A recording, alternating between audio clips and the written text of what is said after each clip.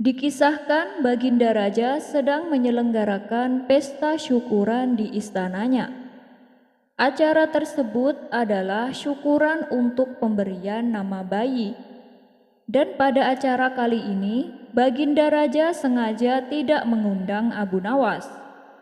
Menurutnya, apabila Abu Nawas diundang, justru akan membuat suasana menjadi berantakan. Tapi namanya juga Abu Nawas. Meskipun tidak diundang, ia tetap saja nekat datang ke acara tersebut. Setibanya di istana, Abu Nawas langsung membaur bersama para tamu undangan. Tidak lama berselang, Baginda Raja memulai pidatonya. Para hadirin sekalian, hari ini adalah kebahagiaan bagi kita semua. Karena di tengah-tengah kita ada bayi yang baru lahir. Dan bayi ini akan saya namai Jablut. Tamu-tamu yang hadir langsung riuh bertepuk tangan menyambut nama baru bayi tersebut. Namun, tiba-tiba terdengar teriakan protes dari salah satu tamu undangan. "Jangan Paduka, jangan namai bayi itu dengan nama Jablut." Sontak Baginda Raja kaget mendengarnya. Dan ternyata orang yang berteriak itu tidak lain dan tidak bukan adalah Abu Nawas. Baginda Raja pun menjadi heran, bagaimana bisa Abu Nawas datang kemari.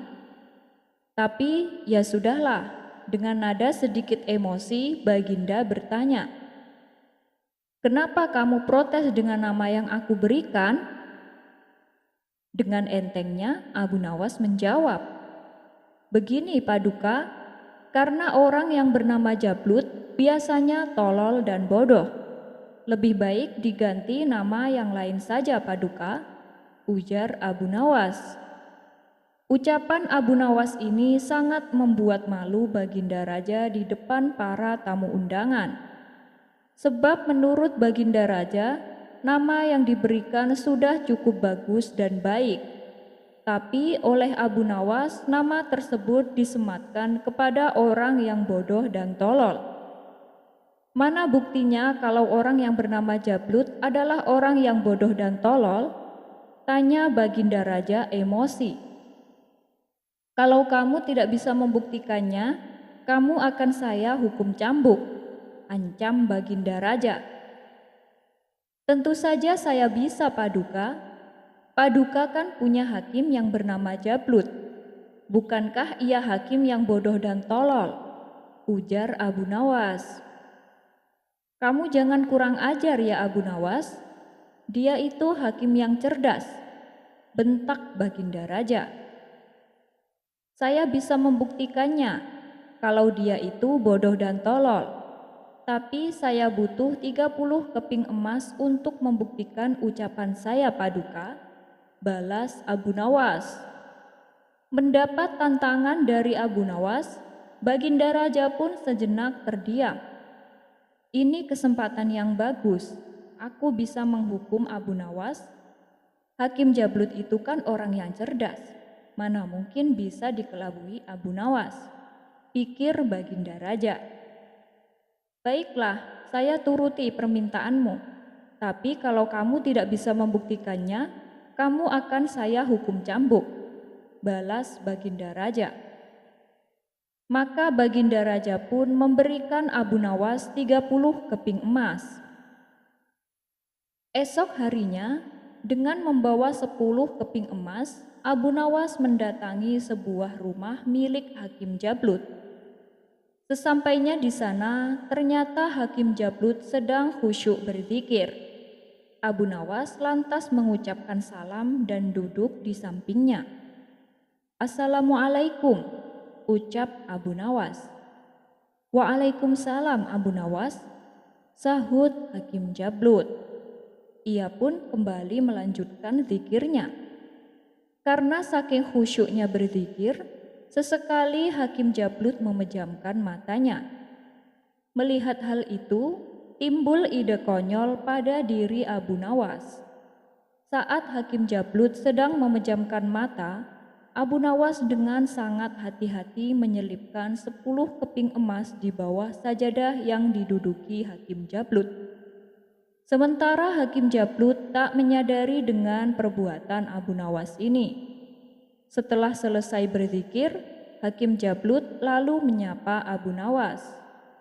"Bagaimana kabarmu, Abu Nawas? Apa yang membuatmu datang kemari?" tanya Hakim Jablut.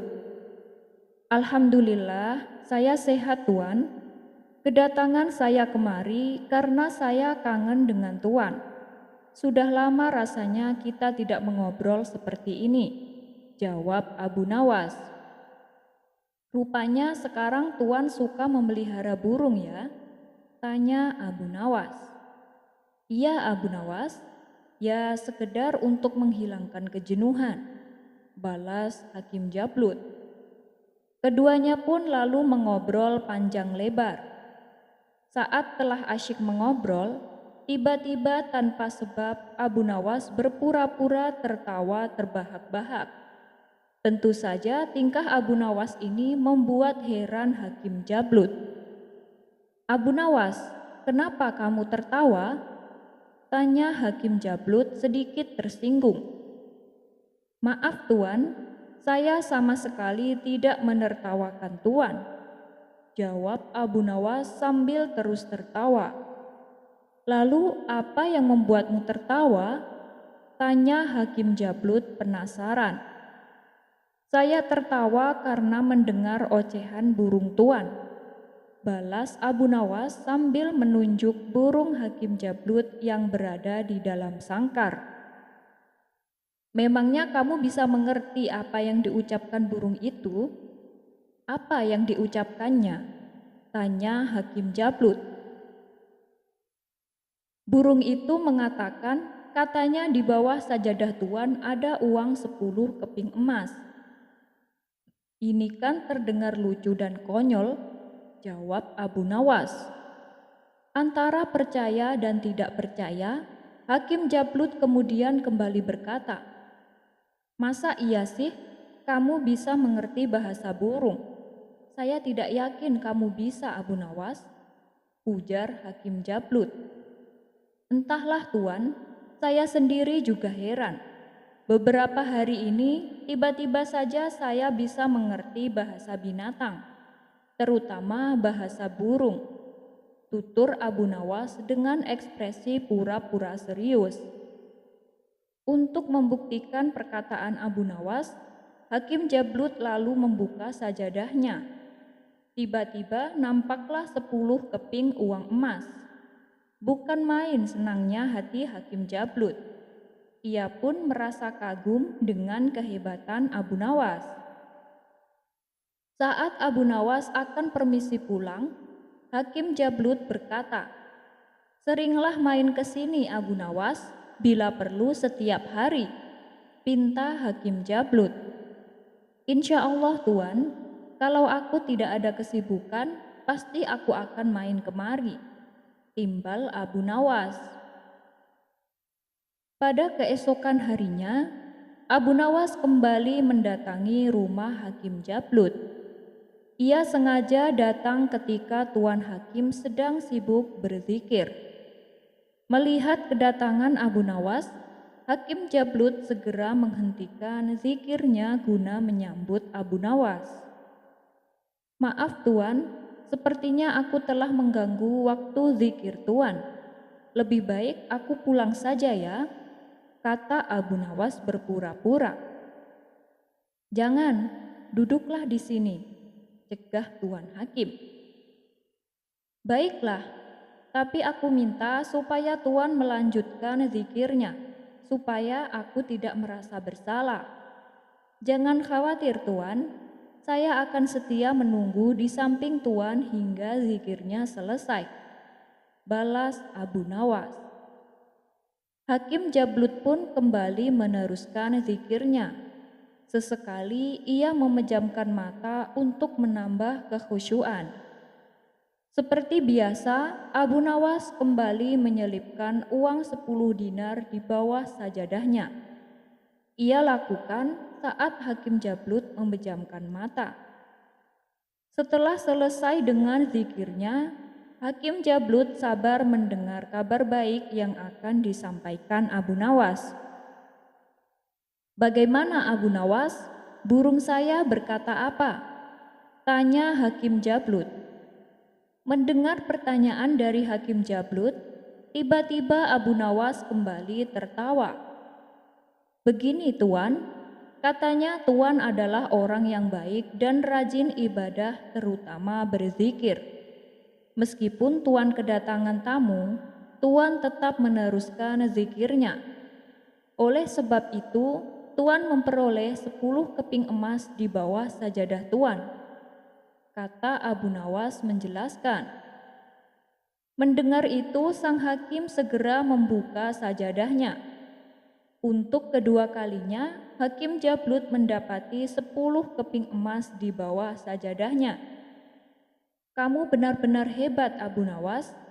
Aku tidak menyangka kamu bisa mengerti apa yang diucapkan oleh burung," puji Hakim Jablut. Begitu juga dengan hari yang ketiga. Abu Nawas melakukan hal yang serupa, hingga habislah 30 keping emas dari pemberian Baginda Raja. Atas perbuatannya ini, akhirnya Abu Nawas berhasil meyakinkan Hakim Jablut dan membuat Hakim Jablut percaya dengan kehebatan Abu Nawas yang bisa mengerti bahasa burung.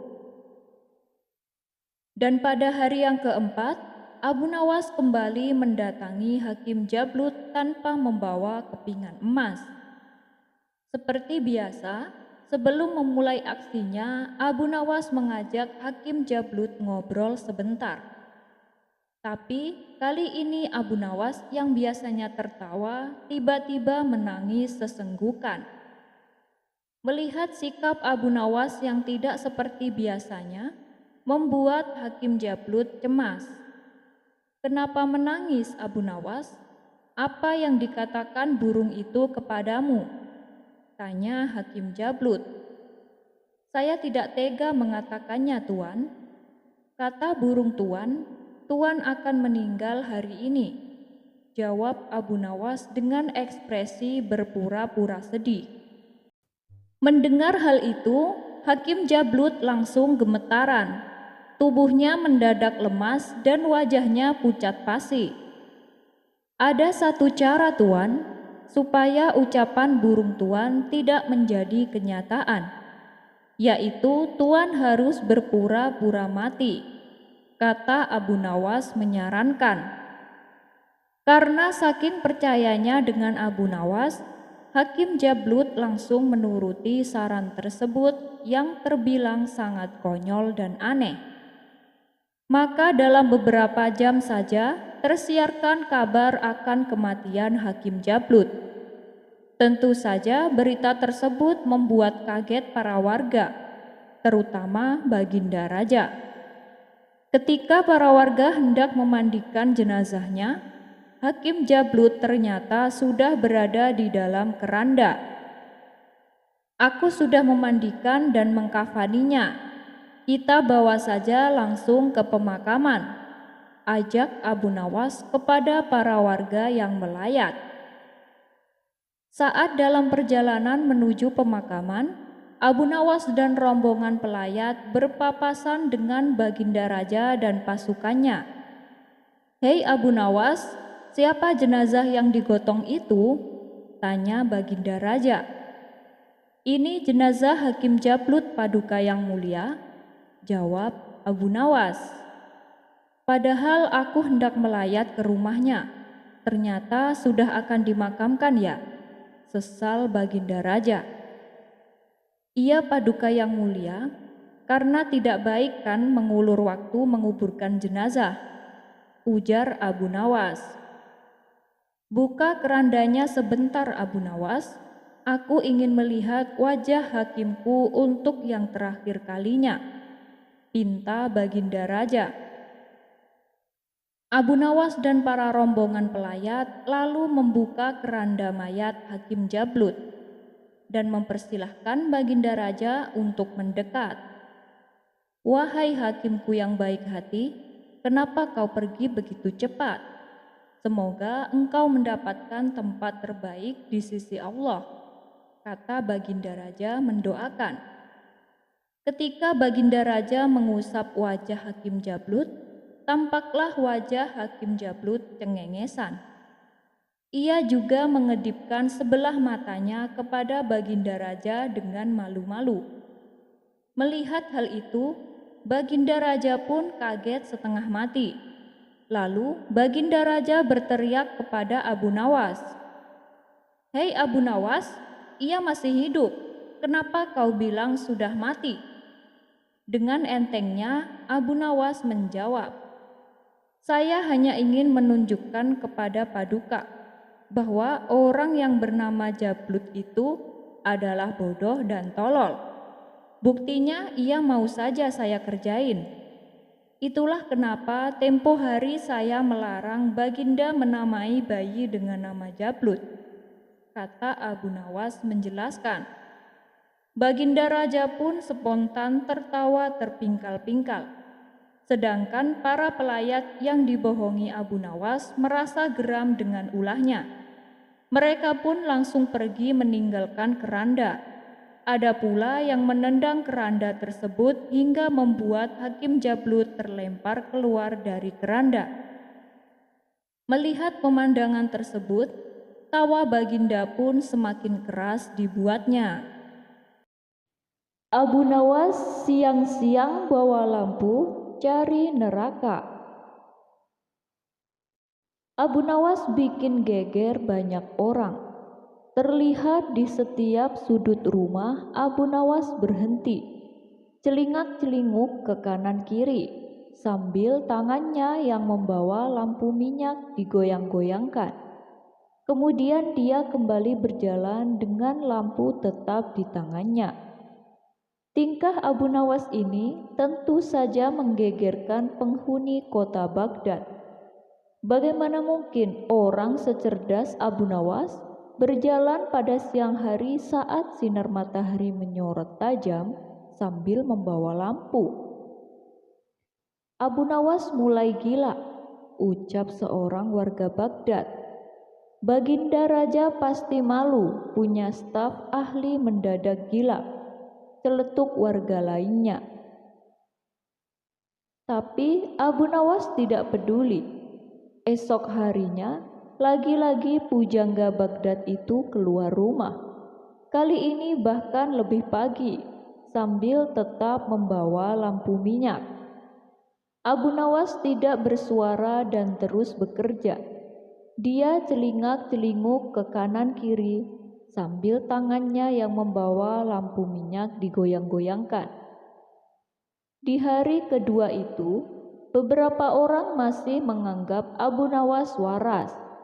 Maka itu mereka bertanya apa yang dicari Abu Nawas pada siang hari dengan lampu di tangan. Dijawabnya singkat, "Saya sedang mencari neraka."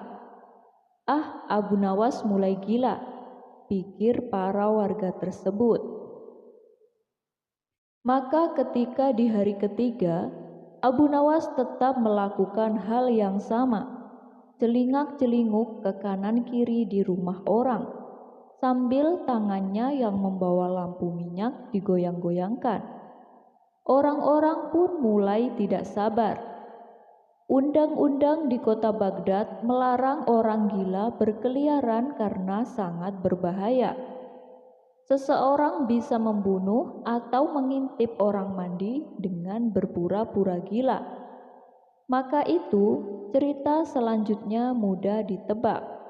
Abu Nawas ditangkap lalu diserahkan ke istana.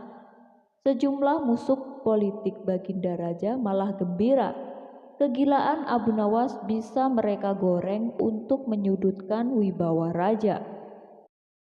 Benar saja, Raja malu bukan kepalang, lalu bertanya dengan nada keras, "Abu Nawas, apa yang kamu lakukan dengan lampu minyak itu siang-siang?" "Hamba mencari neraka, Baginda Raja yang mulia," ucap Abu Nawas dengan wajah serius. Tidak ada indikasi dia gila. "Kamu gila, Abu Nawas," "Soheh, kamu gila," ujar Baginda Raja. "Tidak, Baginda Raja, merekalah yang gila," sergah Abu Nawas. "Siapa mereka?" tanya Baginda Raja. Abu Nawas lalu meminta orang-orang yang tadi menangkap dan menggiring dirinya menuju istana dikumpulkan di depan istana. Jumlah mereka ribuan. Setelah mereka berkumpul di depan istana, Abu Nawas didampingi Baginda Raja lantas mendatangi mereka.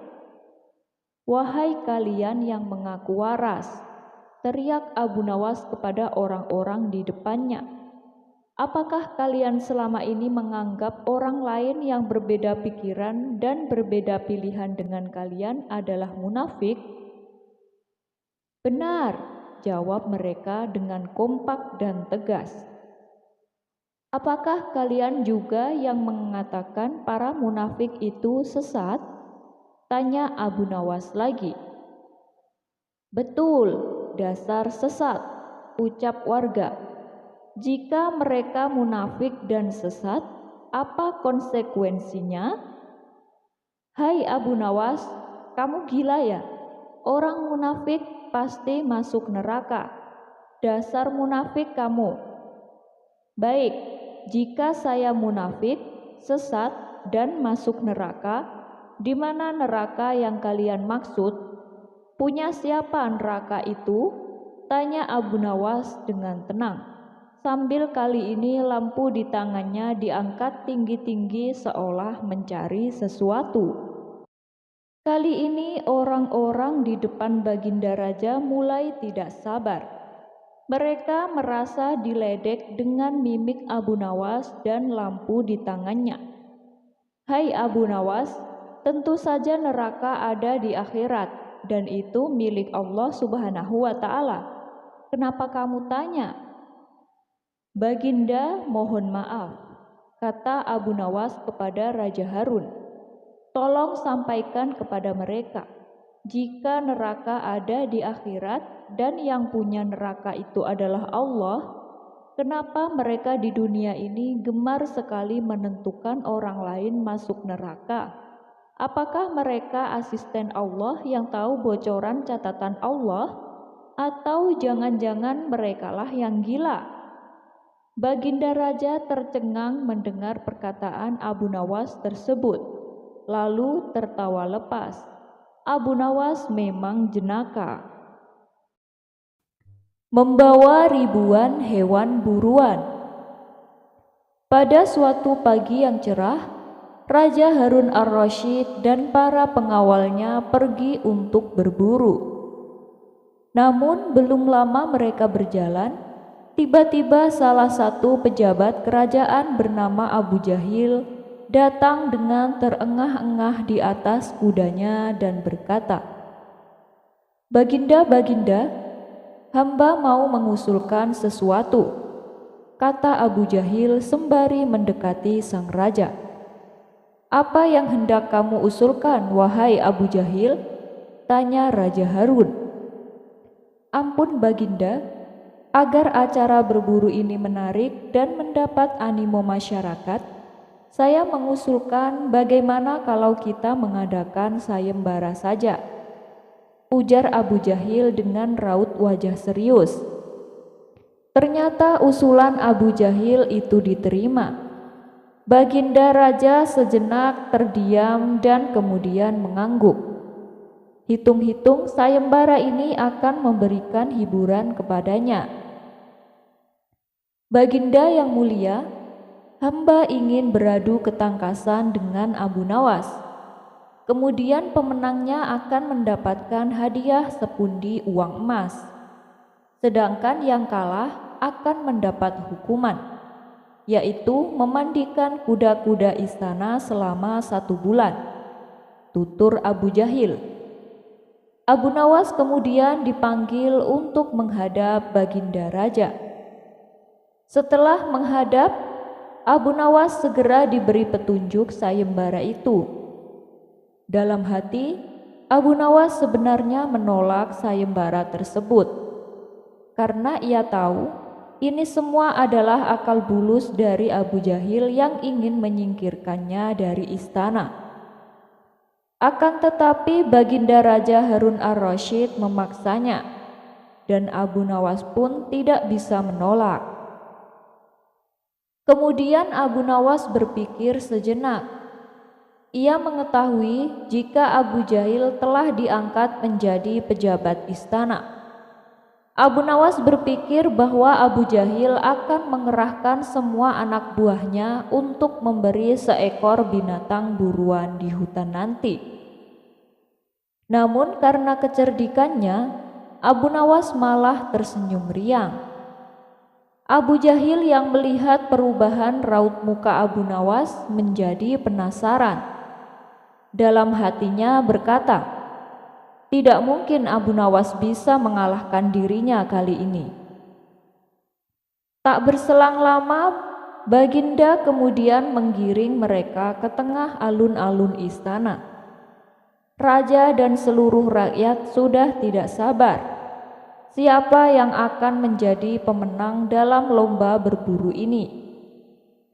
Perlombaan pun dimulai dengan dibunyikan trompet kerajaan. Tak mau menyia-nyiakan waktu, Abu Jahil segera memacu kudanya secepat kilat menuju hutan belantara. Namun sebaliknya, Abu Nawas dengan santainya menaiki kudanya, sehingga para penonton banyak yang berteriak pada Abu Nawas. Tak terasa hari sudah menjelang sore. Ini artinya mereka sudah melakukan perburuan selama setengah hari. Kemudian tak lama Abu Jahil dengan kudanya muncul memasuki pintu gerbang istana. Ia pun mendapat sambutan meriah dan tepuk tangan dari rakyat yang menyaksikan aksi gemilangnya itu. Di sebelah kanan dan kiri kuda Abu Jahil terlihat puluhan hewan yang mati terpanah. Abu Jahil dengan senyum bangga memperlihatkan semua binatang buruannya di tengah gemuruh antusias penonton. "Aku Abu Jahil berhak memenangkan lomba ini. Lihatlah, binatang buruanku sangat banyak. Mana mungkin Abu Nawas bisa mengalahkanku?" Teriaknya lantang yang membuat penonton semakin menggelegar. Tidak berselang lama, terdengar suara kaki kuda Abu Nawas. Semua penonton menertawakan dan meneriakinya karena Abu Nawas tak membawa satu pun binatang buruan di kudanya. Tapi Abu Nawas tidak tampak gusar sama sekali. Ia malah tersenyum dan melambaikan tangan kepada penonton. Kemudian Baginda Raja memerintahkan kepada 2 orang pengawalnya untuk maju ke tengah lapangan dan menghitung jumlah binatang buruan yang didapatkan oleh 2 peserta itu. Pada kesempatan pertama, para pengawal menghitung jumlah binatang hasil buruan dari Abu Jahil. Abu Jahil mendapat 35 ekor kelinci, ditambah 5 ekor rusa dan 2 ekor babi hutan, kata salah satu pengawal. "Sudah pasti akulah pemenangnya, karena Abu Nawas tak membawa seekor binatang pun," teriak Abu Jahil dengan sombongnya. "Tunggu dulu, tenang, tenang. Aku membawa ribuan binatang. Jelaslah aku pemenangnya. Dan engkau, wahai Abu Jahil, silakan memandikan kuda-kuda istana selama 1 bulan. Ingat, di dalam peraturan lomba, semua binatang boleh ditangkap. Yang penting kan jumlahnya," kata Abu Nawas sambil membuka bambu kuning yang telah diisi dengan ribuan semut merah. "Jumlahnya sangat banyak, Baginda. Sepertinya mencapai ribuan. Kami tak sanggup menghitungnya lagi," kata pengawal kerajaan yang menghitung jumlah semut itu. Melihat kenyataan itu, membuat Abu Jahil tertunduk lemas, dan tiba-tiba saja ia jatuh pingsan. Baginda Raja yang melihatnya tertawa terpingkal-pingkal dan langsung memberi hadiah kepada Abu Nawas. Kecerdikan dan ketulusan hati pasti bisa mengalahkan kelicikan. Telur atau ayam duluan? Abu Nawas kasih jawaban cerdas, Raja terpaksa beri hadiah. Abu Nawas lagi-lagi bikin pusing Baginda Raja. Kali ini soal sayembara menjelaskan mana duluan telur atau ayam. Sosok lucu itu pun memberi jawaban yang tidak disangka-sangka. Bermula dari rasa syukur ayam betina kesayangannya bertelur, Baginda Raja ingin mengadakan sayembara. Hadiahnya pun sangat besar. Raja hanya ingin bertanya, mana yang lebih dulu, telur atau ayam? Hadiahnya 1 pundi emas. Tetapi jika tidak mampu menjawab sanggahan raja, peserta akan dihukum penjara.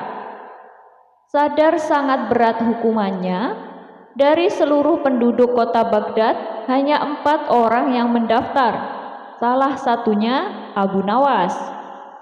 Singkat cerita, ketiga peserta pertama tidak mampu memberikan jawaban yang pas dan logis atas sanggahan raja dan dimasukkan ke penjara. Beranjaklah ke peserta keempat, yaitu Abu Nawas.